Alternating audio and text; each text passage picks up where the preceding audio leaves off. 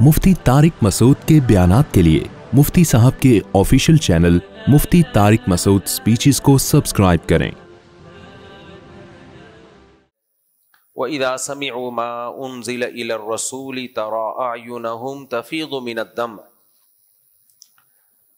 कल की तरावी में जो आखिरी आयत थी उसमें अल्लाह ने जो मसीही लोग हैं, हज़रत ईसा अलैहिस्सलाम को मानने वाले लोग, उनके बारे में बताया कि वो इस्लाम के सबसे ज़्यादा करीब हैं। फिर उनमें से बाज़ लोगों की सिफ़ात बयान की कि जब वो कुरान करीम पढ़ते हैं या सुनते हैं तो उनकी हालत क्या होती है। वइज़ा समिअू मा उन्ज़िला इलर रसूल तरा अयुनहुम तफ़ीज़ु मिनद्दम। रसूल पे जो कलाम नाजिल हुआ, कुरान नाजिल हुआ, जब ये ईसाई इसको सुनते हैं, इस कलाम को, तो ऐ मुखातब तू देखेगा कि इनकी आंखें बह रही होंगी आंसुओं से। मिम्मा अरफू मिनल हक, इसलिए कि ये हक को पहचान जाते हैं। ये बिल्कुल वही वाकया है जो मैंने 2-3 दिन पहले सुनाया था ना, कि एक क्रिश्चियन था, उसने कभी कुरान पढ़ा ही नहीं, तो कहता है जब मैंने पढ़ा तो उसकी आयतों ने इतना अपील किया, इतना मुतासिर किया, बिल्कुल वाज़े इसके पैगाम है 2 और 2 4 की तरह। तो जो भी हक की तलाश में होता है, उसे हक ना मिल रहा हो, वो जब कुरान मजीद पढ़ेगा तो उसकी यही कैफियत होगी।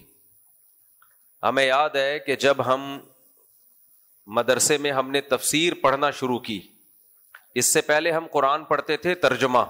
मेरी आदत थी बचपन में कभी कभार मस्जिद में जाके बैठता तो कुरान का तर्जुमा पढ़ता था मैं, फिर दर्स भी दे देता था ऐसे ही, तर्जुमा पढ़ के ना, तो तर्जुमा ही में दर्स देता था। तो जब हम मदरसे में दाखिल हुए तो फिर हमने बाकायदा अरबी ग्रामर पढ़ी, सर्फ पढ़ी, नहव पढ़ी, उसके बाद तफसीर पढ़ना शुरू की। तो हमें याद है कि हमारी भी एक अजीब कैफियत हो जाया करती थी, क्योंकि कुरान जब अरबी जबान में समझा जाता है तो उसका लुत्फ और मजा ही कुछ और है। यहां जो लोग कहते हैं ना, ये मौलवी लोग लोगों को कुरान का तर्जमा पढ़ने से मना करते हैं, भी पागलों वाली बात है, बिल्कुल कोई नहीं मना करता। अगर किसी ने किया है तो उसका पर्सनल मामला है। अगर मौलवी लोग लोगों को कुरान का तर्जमा पढ़ने से मना करते तो तर्जमा करते क्यों फिर? सारे तर्जमे तो मौलवियों के ही हैं, सारे तर्जमे किसके किए? कुरान के। और अगर किसी गैर मौलवी ने किया है तो वो मौलवियों का तर्जमा देख के ही किया है। डॉक्टर इसरार रहमतुल्लाह अलैह जो थे, जो दरस कुरान दिया करते थे, वो तो उलमा ही का तर्जुमा देख के दिया करते थे। उन्होंने उसका इकरार भी किया है, बताया भी है कि मैं फला फला फला तफसीर देखता हूं। तो अगर उलमा लोगों को कुरान के तर्जुमे से मना करते ना तो तर्जुमे करते ही नहीं, वो अरबी में ही रहता आज तक।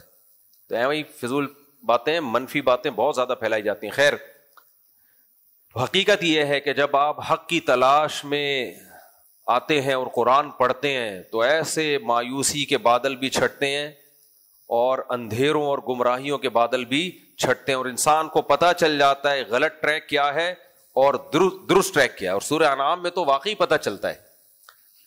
तो फरमाया फिर वो क्या कहते हैं, रब्बना आमन्ना, ऐ अल्लाह हम भी ईमान ले आए। नजाशी के सामने ऐसे ही हुआ। मैं भी हबशा जा चुका हूं, एथोपिया हबशा है ना, हबशा का नया नाम क्या है? एथोपिया। और माशाल्लाह एथोपियन एयरलाइन में कभी भी कोई नया लैपटॉप या नया फोन आप एथोपियन एयरलाइन में लेके मत जाओ, जरा सा मौका मिले गायब हो जाता है। बहुत गुस्से में हूं मैं, क्योंकि अफ्रीका से मैं 1-2 मुझे गिफ्ट मिले थे, बड़े अच्छे गिफ्ट थे, वो निकाल लिए कमबख्तों ने। तो पहले मैं समझा था कराची में किसी ने हाथ साफ किया, तो फिर जब तहकीक की पता चला उधर ही हाथ साफ हुआ। एथोपियन एयरलाइन बहुत अच्छी एयरलाइन है। तो कहां से कहां बात चली गई। तो एथोपिया का बादशाह था नजाशी, उसके सामने ऐसा ही हुआ। हजरत जाफर तैयार रजी अल्लाह ताला अन्हु ने हिजरत की। हजरत जाफर तैयार यहां से चल के ना, मक्का से चल के हिजरत के लिए गए नजाशी बादशाह के पास, क्योंकि बहुत ज्यादा जुल्म हो रहा था मक्का में। तो आप सल्लल्लाहु अलैहि वसल्लम को पता चला कि जो हबशा का बादशाह है, एथोपिया का बादशाह है नजाशी, वो थोड़ा सा नरम दिल है, ईसाई था ना। ईसाइयों में हमेशा से निस्बतन कुछ बेहतरी रही है दूसरे मज़ाहिब की निस्बत। तो हजरत जाफर तैयार रजी अल्लाह ताला अन्हु को नबी ने भेजा। आप नबी के चचाजाद भाई थे। اس سے ہی بھی پتہ چلتا ہے بھائی غیر مسلم سے مدد لینا بھی جائز ہے. اب کوئی حاکم کسی غیر مسلم حاکم کے ساتھ بیٹھ رہا ہو, لوگ ایجنٹ کہنا شروع کر دیتے ہیں. تو ہمارے ہاں بس ہر چیز میں نیگیٹو نیگیٹو نیگیٹو, اور جب خود ضرورت پڑتی ہے تو سارے کام حلال ہو جاتے ہیں ان کے لیے, پھر سارے کام حلال ہو جاتے ہیں. کوئی عالم کسی صدر یا وزیر اعظم کے ساتھ بیٹھا ہو تو درباری ملا, اور جب آپ کی اپنی ضرورت ہو تو لفافے کے ساتھ جا کے بیٹھتے ہیں باقاعدہ. سب کچھ ہو رہا ہوتا ہے.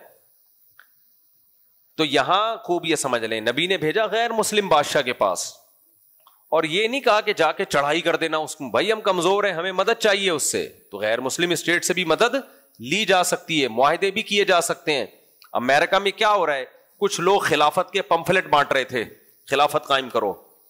میں نے وہاں لوگوں سے کہا تم اتنے تھوڑے سے ہو, ذرا سا حکومت کو شک ہو گیا نا یہ ہمارے لیے خطرہ ہے, تمہاری چمڑیاں ادھیڑ دیں گی یہاں کی حکومتیں, سب آزادیاں چھن جائیں گی, ان بے وقوفوں کی باتوں میں مت آنا.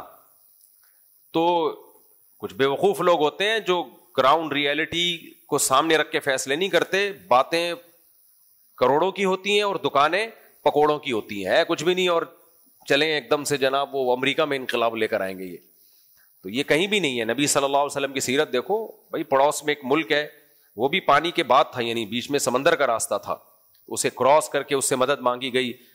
تو بادشاہ نے بلایا حضرت جعفر طیار کو, کیا مسئلہ ہے بھائی, کیوں تمہاری قوم نے نکالا ہے؟ حضرت جعفر طیار نے بتایا کہ ہم مردار کھایا کرتے تھے, محمد صلی اللہ علیہ وسلم نے ہمیں مردار کھانے سے منع کیا, اور بہت ساری اسلام کی جو خوبیاں ہیں وہ بیان کی کہ ہم تو یہ ان برائیوں میں تھے, محمد صلی اللہ علیہ وسلم نے ہمیں ان برائیوں سے نکالا. تو نجاشی نے کہا اچھا یہ بتاؤ کہ محمد صلی اللہ علیہ وسلم پہ جو کلام نازل ہوا ہے کیا وہ کلام پڑھ کے سنا سکتے ہو؟ تو حضرت جعفر طیار نے سورہ مریم کی تلاوت کرنا شروع کی, کاف ہا یا عین صاد, ذکر رحمت ربک عبدہ زکریا اذ نادى ربه نداء خفيا قال رب انی وهن العظم منی واشتعل الرأس شیبا ولم اکن بدعائک رب شقیا وانی خفت الموالی من ورائي وكانت امرأتی عاقرا فهب لي من لدنک ولیا. زکریا علیہ السلام کے تذکرے سے شروع ہوا نا سورہ مریم. اب زکریا علیہ السلام کو تو عیسائی بھی مانتے ہیں, وہ بھی مانتے ہیں کہ آپ کو بڑھاپے میں اولاد ملی. تو قرآن نے پڑھ کے سنانا شروع کیا. محمد صلی اللہ علیہ وسلم مکہ میں نہ یہودیوں میں تھے نہ عیسائیوں میں, نہ آپ کو پڑھنا آتا تھا کہ آپ تورات اور انجیل پڑھ لیتے. تو یہ چیز بہت اٹریکٹ کرتی تھی عیسائیوں کو کہ یہ تو ہماری کتابوں کے مضمون ہیں, محمد صلی اللہ علیہ وسلم کیسے بیان کرتے ہیں, یہ نبی صلی اللہ علیہ وسلم کیسے بیان کرتے ہیں. تو جب نجاشی اور اس کے ارد گرد جتنے پادری بیٹھے ہوئے تھے, اس وقت عیسائی بھی داڑیاں رکھا کرتے تھے, عیسائیوں میں غامدی جیسے لوگ پیدا نہیں ہوئے تھے, تو وہ بھی کہتے تھے عیسیٰ علیہ السلام نے داڑھی رکھی ہے, داڑھی کا حکم دیا ہے, تو سب داڑھی رکھتے تھے. تو پادری تھے, بڑی بڑی داڑیاں تھیں ان کی. یہودیوں میں بھی اب تک غامدی جیسے لوگ پیدا نہیں ہوئے, یہودی بھی اب تک داڑیاں رکھتے ہیں. یہ صرف مسلمانوں میں ہی اس قسم کے نئے نئے لوگ آ رہے ہیں جنہوں نے داڑیوں کا بھی انکار کر دیا, موسیقی کو بھی حلال کر دیا, اور ڈرامہ ایک آرٹ ہے, اس میں ایکٹنگ کرنا اور اس میں ہیروئن کے ساتھ آنا, سب کیا ہو گیا, سب سیٹ چلتا ہے. ان کی مارکیٹ میں سب کیا ہے, سیٹ ہے. تو یہ ہوتے ہیں لبرل مولانا.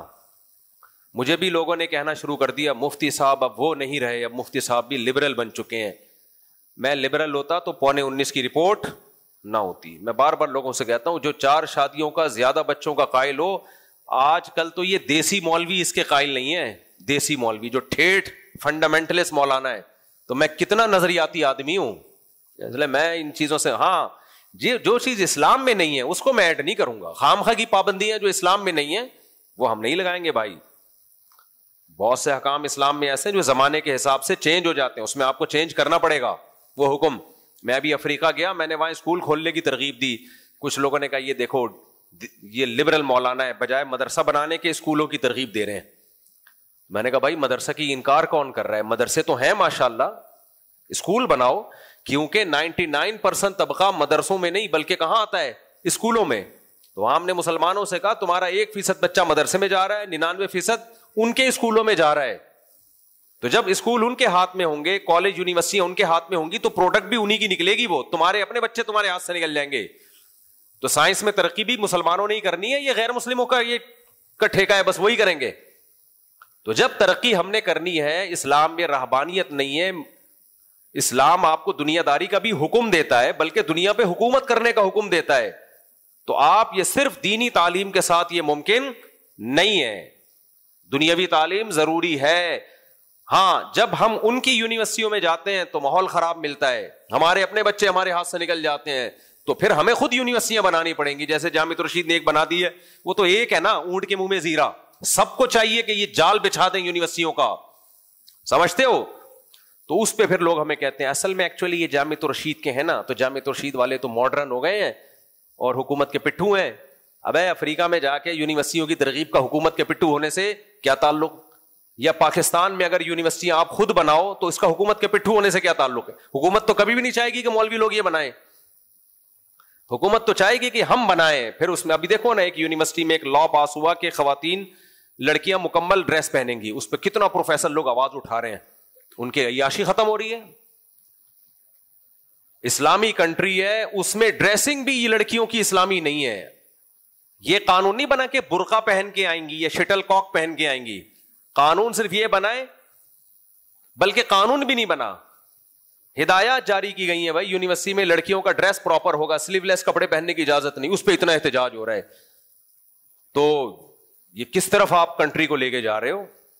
تو جب اسلامی ملک ہے تو اسلامائزیشن کی طرف لانے کے لیے جدید تعلیم میں آپ کو گھسنا پڑے گا، یونیورسٹیوں کے بغیر کوئی ملک نہیں چلتا ہے۔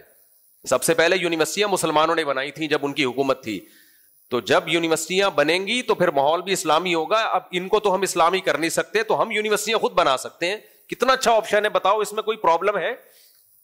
ہمارے ایک دوست ہیں، پرابلم کو پیروبلم کہتے تھے وہ، تو وہ اس لیے میری زبان پہ وہ پیروبلم ہی چڑھا ہوا ہے، پیروبلم، تو کوئی پرابلم نہیں ہے بھائی اس میں، کلپ، ٹھیک ہے نا۔ ہمارے ایک دوست نے بتایا کراچی والے ہر چیز میں زیر بہت لگا دیتے ہیں، کلپ، تو پرابلم، کراچی بولتے ہیں، کراچی جو اوریجنل کراچی کے ہیں نا، وہ کراچی کو کراچی بولتے ہیں۔ ایک صاحب میرے سامنے فون کر رہے تھے، میں کراچی سے بات کر رہا ہوں، اچھا خیر، تو حبشہ بھیجا نبی صلی اللہ علیہ وسلم نے، یہ بھی آپ صلی اللہ علیہ وسلم کی پالیسی تھی، ایسا نہیں کیا کہ مکہ میں ہی ان کو رہنے دو، ظلم سہتے رہیں، توکل کس پہ کرو؟